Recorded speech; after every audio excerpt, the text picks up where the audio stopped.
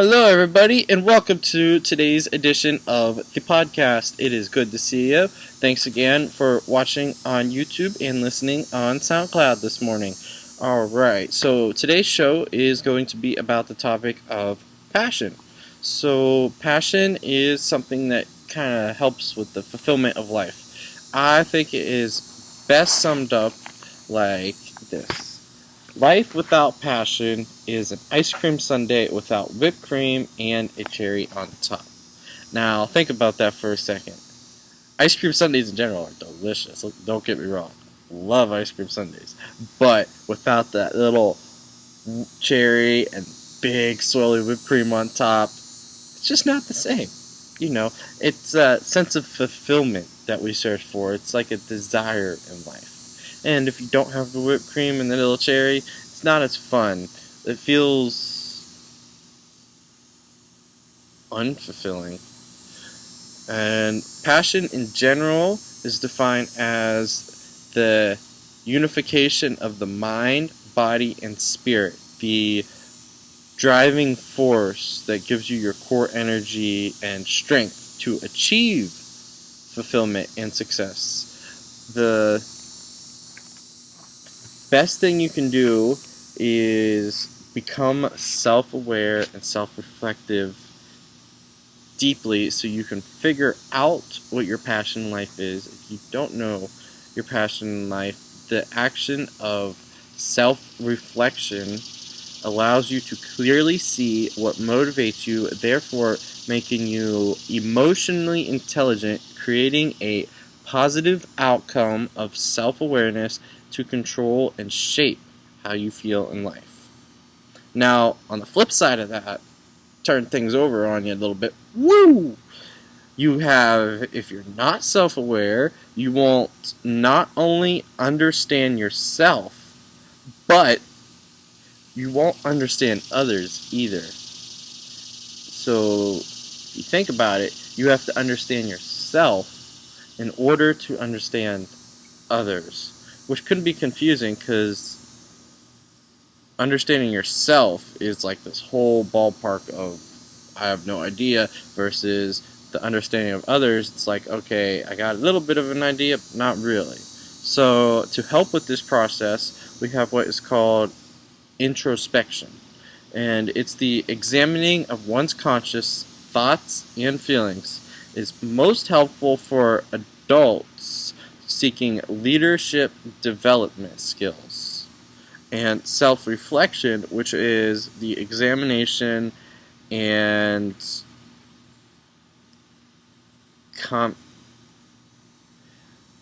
blah blah blah blah. Sorry about that. Self-reflection, which is the examination of one's own thoughts. I don't know where that C came from, and it can be kind of confusing, but self-reflection is this requirement, if you will, to help you feel passionate about something, because self-reflection is reflecting on one's own thoughts. And to understand your own thoughts is to help you find your passion, because you got to be clearly minded and be mindful of what's going on in your head. Now, that sounds all confusing and whatnot, but when you do self-reflect, there are some rules you want to keep in mind, some guidelines, if you will. First of all, you want to have a routine time for when you self-reflect. Take time out of your day, 5 minutes, 10 minutes, whatever it may be, to self-reflect on how your week's going. What are the goods? What are the bads? And what are the sort of in-between things where it wasn't really a good thing that happened, but it wasn't really a bad thing either kind of thing. Like, I got this lottery ticket, but I didn't win the lottery, so it was either good or bad that I bought the lottery ticket kind of thing. You want to have a comfortable and quiet place without any distractions for you to self-reflect, because having the TV on in the background is not going to help you self-reflect, or having a radio playing in the background, talking about the weather all the time, it's not going to help you self-reflect. You need to be in a clear, quiet place. Clear, quiet place. So you can think without distraction. And you want to ask yourself some specific questions, if you will. So, who do I see when I look in the mirror? What are my strengths? What are my weaknesses? What areas do I need to develop? What do I value most in life? Is it my job? Is it my relationships? Where do I have most of my time invested? Do I want my time to be invested in this? What am I proud of most? What am I not proud of most? Do I feel happy in life? Do I feel joy? Gratitude? For what do I feel this joy or gratitude? Sort of questions like that. And be mindful. Don't let your mind wander. Don't be thinking, I can't wait to have some pizza when I'm done with this. Nah, you gotta be in the moment, being mindful and self-reflecting to help you find your passion in life. You want to breathe calmly, and you want to stay focused. If you don't stay focused, your mind's going to wander, and you're going to become mindless rather than mindful. Now, you want to have the social intelligence when doing this. So, we all have our different selves in life, if you will. The different parts of us, how we act. An example of this might be we might act 100% different when we're at work, be more mature, say more of a deeper voice, bring out some leadership skills more, versus when we're at home we might be more laid back and casual. So you want to be socially intelligent and pick the right version of yourself for the right environment. And determining which self you may need to align well with the life you want to lead is the first step in finding your passion, picking the right version of you. With all that being said, I want to point out that all the stuff I just talked about serves as the fuel to drive your thoughts and emotions to help you find your passion in life. But this is the dun dun dun part. You want to be aware that you can feel deeply about something but not have the skill or the ability to make it happen. Meaning, in my case, I feel deeply about surfing, love being in the ocean, but let's be honest, I'm not the best surfer in the world kind of thing. I just go out there for fun, I catch a few waves here and there, but it's not going to be like a profession kind of thing. In your case, you might feel deeply about some kind of sport, but you might be, let's say, basketball. You might be the worst basketball player ever, but you love it to death kind of thing. If that's all you, do it. You like basketball, go for it. Shoot all the hoops you want.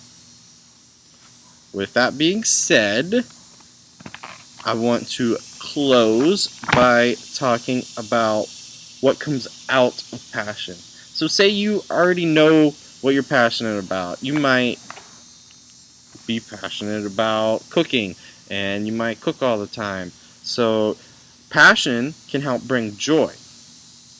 And joy is what makes life worth living. It sort of ties in together. I'm going to read a line from a book to help close this up. The name of the book is Life by Personal Design. It is a rather long book, but if you are interested in self-reflection, it is a good book for you to read. I recommend. But I'm just going to have a real short quote here to help close everything up. Passion also brings joy, and joy makes life worth living, because joy is what connects you to your deepest feelings and engages others to want to spend time with you. Joy is the ingredient of life often forgotten in the busyness of daily commutes. Joy leads to happiness, and happiness is joyful. It sounds like a cycle because it is a cycle. Joy is part of the endless cycle that comes from your inner self and is connected to the source of life within you. It is caused by something really exceptional and satisfying. I'm going to read that one more time. Passion also brings joy, and joy is what makes life worth living. For joy is what connects you to your deepest feelings and engages others to want to spend time with you. Joy is the ingredient of life, often forgotten in the busyness of daily commutes. Think about that for a second. We all work. We all go to school mostly, and we all have that side thing that throws us off balance, and we all get stuck in the daily busyness of life. And getting stuck in that busyness of life is often what allows us to forget our passions.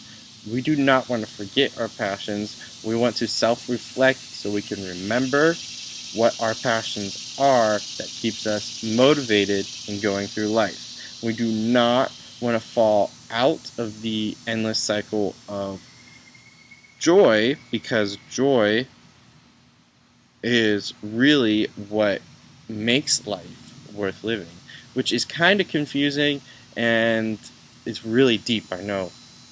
Listen to me getting all deep on y'all. So you want to be joyful because joy is long lasting, but happiness is not. Now, to prove the point of happiness not being long lasting, but joy lasting a lifetime, if you do it correctly and you're actually joyful, not just telling yourself you're joyful.